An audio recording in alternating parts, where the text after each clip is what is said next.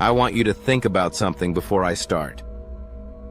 Think about the last time you walked into a room and felt like someone else had just been there.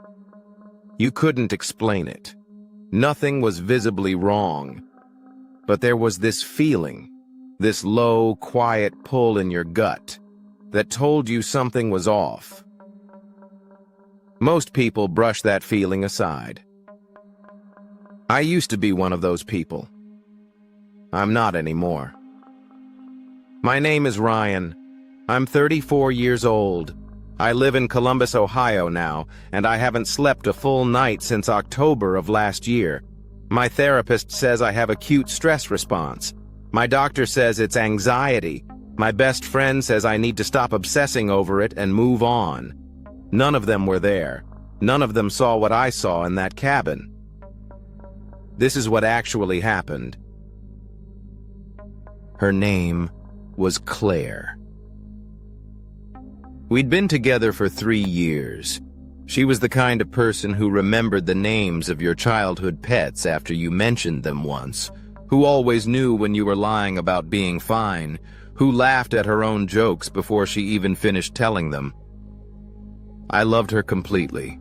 That's the part that still hurts. It was her idea to go to the cabin. She'd found it on one of those vacation rental apps. You know the ones. The listing had maybe 6 photos, all of them shot in that warm, golden hour filter that makes every place look like it belongs on a postcard.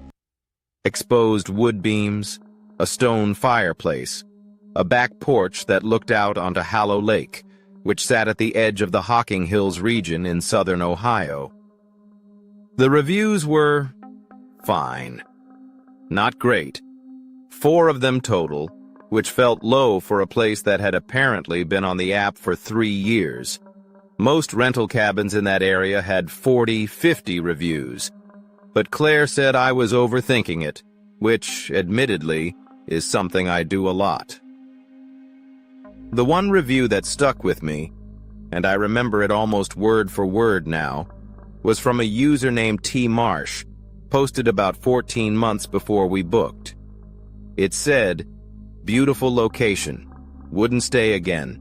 Some things you can't explain." That was it. No stars left. Just those 3 sentences. I showed Claire. She laughed. "Ryan, it's probably someone who saw a spider." I laughed too. We booked it for the second weekend of October. We left Columbus on a Friday evening right after Claire got off work. She was a nurse. Long shifts, always tired, but never in a way that made her quiet. She talked the whole drive down, about a patient who'd made her laugh, about her sister's new baby, about how she wanted to finally learn to kayak. I remember thinking, halfway through the drive, that I was happy. Like, genuinely, quietly happy. The kind you don't announce. You just feel it sitting in your chest like something warm. The GPS lost sight. All about 11 miles from the cabin. We had the address, 4 Hallow Road, so we weren't completely lost, but the last stretch of road wasn't on any map I'd looked at beforehand. It was a 2-lane path through dense forest, no streetlights, and by the time we got there, it was just past 9 at night. The first thing I noticed when we pulled up was that the porch light wasn't on. The listing said there'd be a lockbox with a code. There was, but it was on the wrong side of the door, like someone had moved it. Small thing. I filed it away. We got inside, got the heat going, opened the wine Claire had packed. The fireplace worked. The views of the lake were exactly what the photos promised.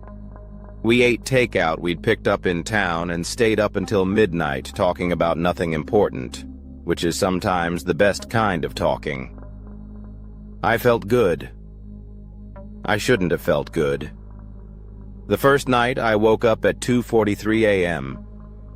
I know the exact time because I checked my phone immediately. Force of habit. Claire was asleep beside me. The cabin was quiet. But something had woken me up. I lay there for a minute, listening. Just the wind outside, the occasional creak of old wood. Normal sounds for an old building in the middle of nowhere. Then I heard it. Footsteps. Not heavy, not dramatic. Just slow, deliberate footsteps coming from directly above us. The cabin had a loft that you could access through a pull-down ladder in the hallway. We hadn't gone up there. There was no reason to. The listing said it was just storage. I told myself it was an animal. A raccoon, maybe. Got in through a vent. I didn't go check.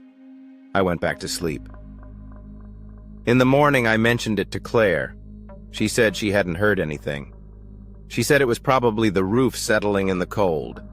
I said, yeah, probably. I believed her. Or I wanted to.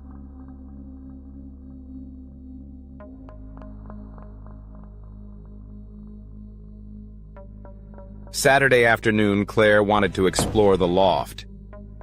I'm nosy, she said, already pulling down the ladder. Sue me. It was just storage, like the listing said. Old furniture under dusty sheets, a broken lamp, cardboard boxes that had been there long enough for the bottoms to go soft. Nothing interesting. Except for one thing. Against the far wall, half hidden behind a covered armchair, was a small wooden trunk. Old, padlocked, the kind you'd find at an estate sale. Claire wanted to open it immediately. I told her we shouldn't. It wasn't ours. She agreed, but she took a photo of it on her phone. Just in case, she said. I asked, in case of what? She just smiled. That evening, while I was cooking, Claire got quiet. She was sitting at the kitchen table with her phone, and when I looked over, she had that expression she got when something was bothering her, but she hadn't decided whether to say it yet. What? I asked. She turned her phone around. She'd been Googling the address. 4 Hallow Road, Hocking Hills. The third result was a local news article from 8 years ago. I won't read you the whole thing, but the headline was enough. Body of missing woman found near Hallow Lake. Case remains unsolved. Her name was Diane Marsh. She was 31 years old. She'd been reported missing by her husband, a man named Thomas Marsh, after she didn't come home from a weekend trip. Her body was found 3 weeks later, in the woods about 200 yards from the cabin we were currently standing in. The case was ruled a homicide. No one was ever charged. And the husband, Thomas Marsh, had last been reported living in the area. T. Marsh, the reviewer. Beautiful location. Wouldn't stay again. Some things you can't explain. Claire and I looked at each other across that kitchen table, and neither of us said anything for a long moment. Then she said very quietly, "Do you want to leave?" I should have said yes. "Let's just get through tonight," I said. "We'll leave in the morning." That was the worst decision I have ever made in my life. We didn't talk much after that. We watched something on Claire's laptop, but neither of us was really watching. I kept looking at the windows. The lake outside was black. The tree line was black. Everything past the porch light was just nothing. We went to bed around 11. At 1:15 a.m., the porch light went out. I know because I was still awake. I'd been watching that rectangle of light come through the curtain gap, and then it just stopped. Not flickered, not dimmed, just off, like something had stepped in front of it. I got up. I told myself I was going to check the breaker. I believed that for about 4 seconds until I was standing in the dark hallway and I heard it again. The footsteps, above me, in the loft. Slow, deliberate, moving toward the ladder. I did not move. I couldn't. My body made a decision before my brain could argue with it.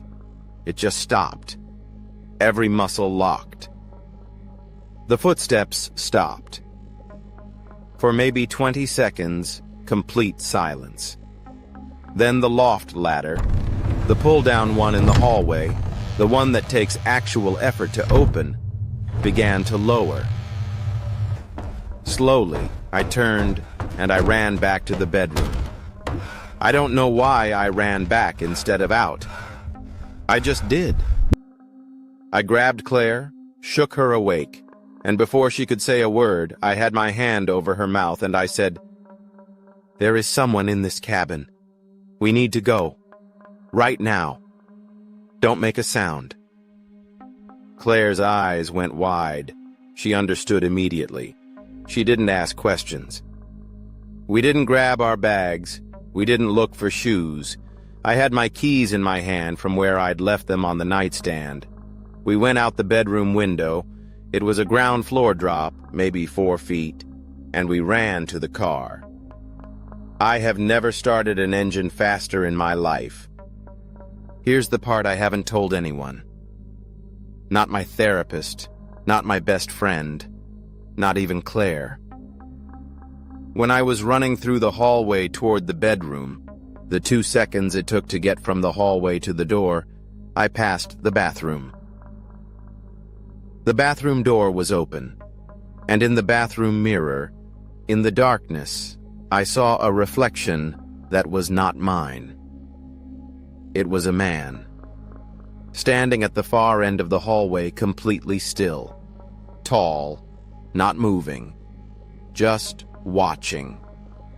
He wasn't running, he wasn't chasing, he was just standing there, like he'd been standing there for a while, like he was used to it. I've gone back and forth 1,000 times on whether I actually saw that or whether my brain manufactured it from fear. I've gone back and forth on whether it was a man at all, or a shadow, or my own reflection distorted. But here's what I keep coming back to. When the police did a welfare check on the cabin 2 days later, after we reported it, they found the loft ladder was down. And on the floor of the loft, next to the old wooden trunk, was a single thing that hadn't been there when Claire photographed it. A chair, facing the ladder, positioned like someone had been sitting in it, waiting. The trunk itself was open. Inside it, the police found a woman's personal items, a wallet, a driver's license, a wedding ring. They belonged to Diane Marsh. Her husband had kept them, in the cabin, for 8 years. He was arrested 4 days later at a motel 12 miles away. He'd been in the area the whole time. He'd known someone was staying in that cabin that weekend. The case is still going through the courts. I've given my statement twice. Claire gave hers. We're done with that part, legally. But I'm not done with it. I don't think I ever will be. I still think about that feeling when we first pulled up. The porch light off, the lockbox on the wrong side, the way the cabin felt heavier than it should have, like the air inside had been breathed too many times by the wrong person. I think about T. Marsh, sitting across the state, typing that review 8 months after his wife's body was found 200 yards from where she died. Beautiful location. Wouldn't stay again. Some things you can't explain. Was it guilt? Was it a warning? Was it something else entirely? The way some people can't stop circling back to what they've done, like a tongue finding a broken tooth? I don't know. I know Claire and I are okay. We're still together. She still laughs at her own jokes before she finishes them. But sometimes I catch her looking at a room before she walks into it, pausing for just a half second at the doorway, just checking. She doesn't talk about it. I don't push. I know what she's looking for. The same thing I look for now, in every room, every time. That feeling, that low, quiet pull in your gut, that thing most people brush aside. They say instincts exist because some part of your brain processes information faster than your conscious mind can keep up with. It sees the thing before you see it. It knows the thing before you know it. I don't know if that's true, but I know this. That feeling I described at the beginning of this story, that feeling of walk into a room and knowing someone else had just been there? Don't brush it off next time. Don't laugh at it. Because sometimes that feeling is the only part of you that's paying enough attention. And sometimes the room isn't empty.